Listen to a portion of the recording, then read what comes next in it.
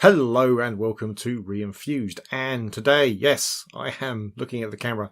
Therefore, you know this means I'm going to be talking much more than usual. And that's indeed correct. Today, we are going to be talking about CP/M, an operating system from 1970s odd, and one that has a real impact on computers today in a big, big way, though possibly not in the way that it should have.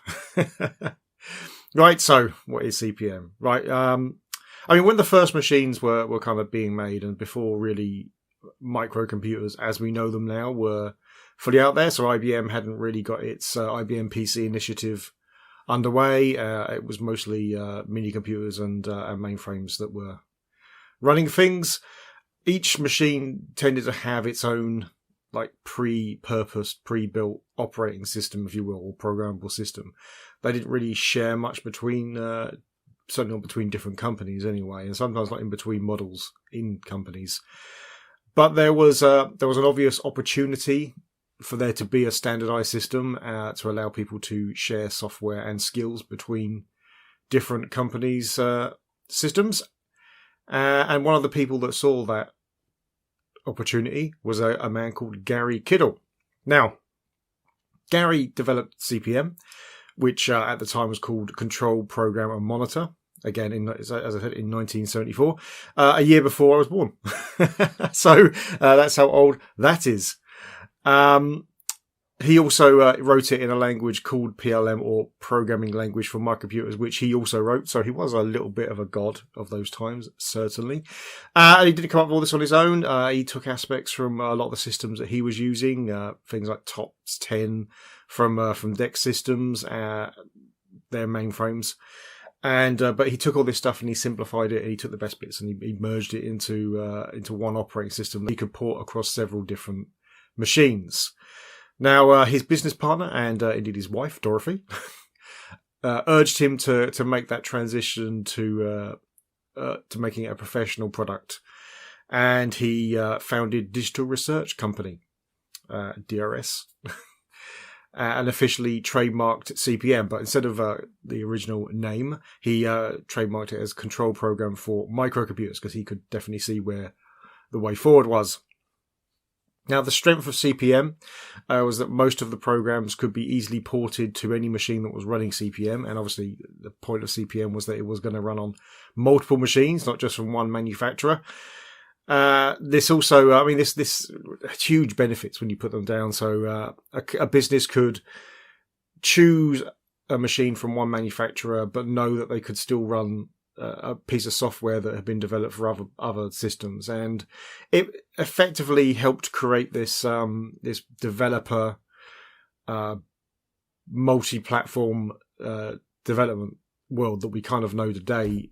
So before, they'd be developing for one system only, really, maybe two if they were larger companies, but this really meant that they could start making this software and very easily having it running on multiple different platforms and not having to be tied down to one hardware manufacturer. It also meant, obviously, because of this, as a side effect, that CP/M ended up having a really, really big library of software, which again drove companies to start implementing it, because it's kind of a circular thing where people want to put the software on it because it can be on multiple systems, but also people want to use it because it's got a lot of software on it. Obviously, it all makes sense, and Kiddle and his wife understood this very, very well. Now, the one issue really with the way CP/M worked and with this easy porting is that Kiddle tried to provide support for several different microprocessor architectures, but one of the most popular ones was Z80, and so a lot of programs tended to use special features of the Z80 CPU, and it meant that a lot of apps were suddenly only going to be available for Z80. And this did drive a lot of hardware manufacturers to start concentrating on Z80, such as things like the Apple II. One of the first add-ons it had was a Z80 CPU add-on. So it's kind of it drove a lot of standards is probably a way. It drove a lot of standards in the microcomputer world because of its adoption, almost necessary adoption at the end. Right. Anyway, that's the history of CP/M.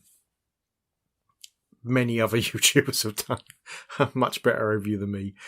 But we need to go into some more of, I guess we need to talk about why it's important. We need to really talk about kind of why it made an impact in the computing world. Obviously, we've talked about this whole idea of having an open platform, which basically allowed different hardware manufacturers to run very similar software, very good for consumers. But obviously, the big question mark in this is why then, in that case, is Microsoft kind of the big name in this area rather than digital research? And it all comes down to Big Blue, so IBM. IBM effectively created this kind of home computer market by really making a standardized platform that people were quite easily able to implement and sell themselves. Now, they when they decided to do this, they knew they needed an operating system, and they approached Bill Gates, and his Microsoft company was doing quite well. Bill, rather than saying, yeah, we'll do that, he actually pointed them to Kiddle and said, look, this guy makes CPM. We know he's making a version that is going to run on Intel's CPU, so why don't you go and talk to him? Which, fair enough. Now, the deal between IBM and Digital Research fell apart. There's lots of reasons why, or lots of people that say what the reason is. There's things about NDAs not being signed, all sorts of things. A lot of it is also IBM were trying to lock down a lot of it. So the CPM86, which would have come out and run on Intel's 8086 processors, they were trying to lock that down. And it isn't really how Digital Research worked. They worked on a licensing system where the different hardware companies would basically bundle CPM with their system and pay them a license fee for each machine. So the idea of kind of selling and having like a lump sum to allow just IBM to keep using it however they weren't really happy with that. So the deal fell apart anyway. And this kind of flipped everything on its head. So where we are now is literally because of this deal falling apart. Now, of course, what we know happened is that a small company called Microsoft made a bit of software called MS-DOS, although it wasn't called MS-DOS for IBM, of course. It was called IBM-DOS or PC-DOS, and MS-DOS was remarkably similar to CPM. And indeed, we're going to take a little look at CPM later on, and you will see just how remarkably similar it was. Obviously, Kiddle didn't miss that fact. He threatened IBM with lawsuits. IBM basically said, all right, tell you what, we'll offer CPM 86 as well at the time of purchase. So if somebody wants to buy CPM 86 instead, they can just buy it. And Kiddle kind of agreed to that. And it looks like, from what happened, from what we can see, that that was not a good deal. That he didn't, when he looked at that agreement, I don't think he really looked at it to the degree he should have. So IBM released the IBM PC. They offered PC-DOS for $40, and 6 months later, CPM 86 was, they started to offer CPM 86, which is not entirely IBM's fault. Obviously, it wasn't fully ready, but by the time it was ready, they started selling it at $240. Obviously,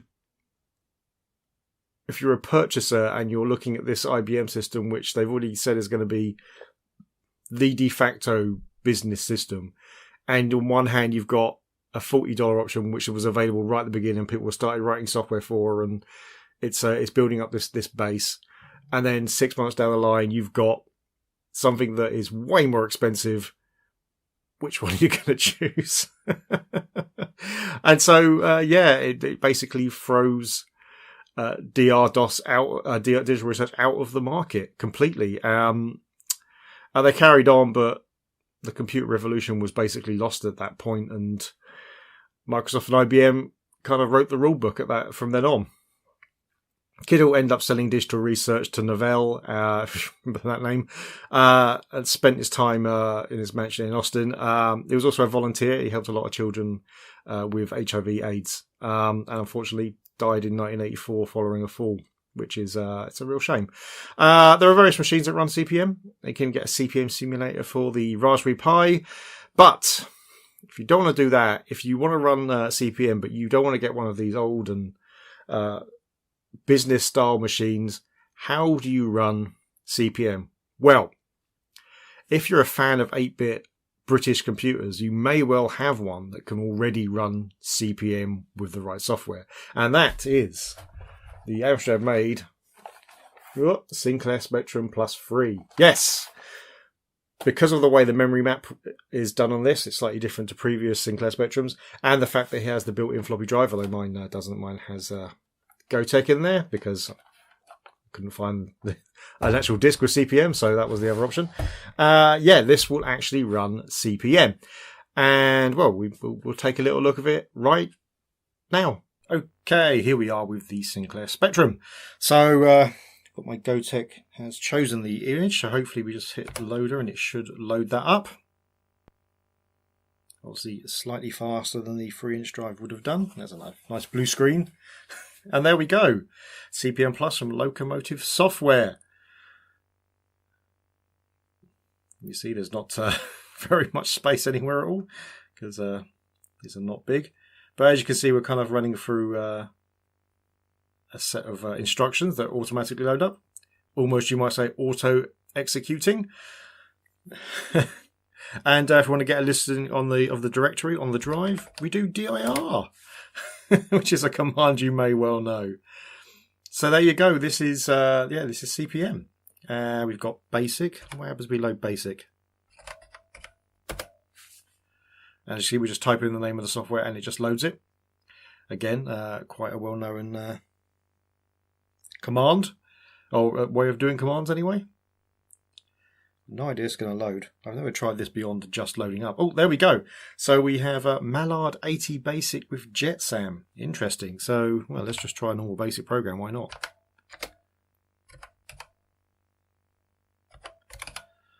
I'm kind of away from the keyboard. My typing isn't normally this bad. Oh, blimey. Okay, this is the first problem. Where is the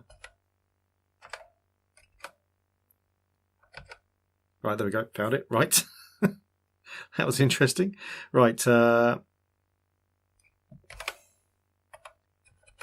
is, of course, the standard program. And there we go. It is a normal key. It just didn't work for the first time. I don't know why. And go to 10 and run. There we go. The standard program. Awesome. Right. Does break key work? Break key does not work. I wonder how we break out of a program. Maybe resetting.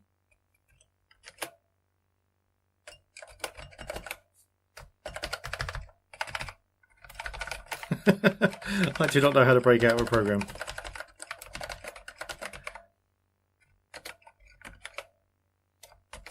Oh, there we go. Extend mode and C. Interesting.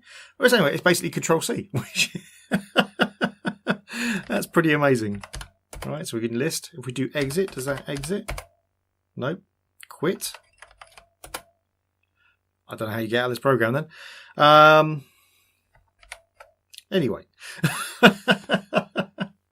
let's just reset. Why not? You have to hold down reset for a bit on the plus 3 because it will just retain something in its memory. Right, we hit load again. Doesn't take long to load, so it's not a huge problem. And we get to see that lovely auto-executing list of files again.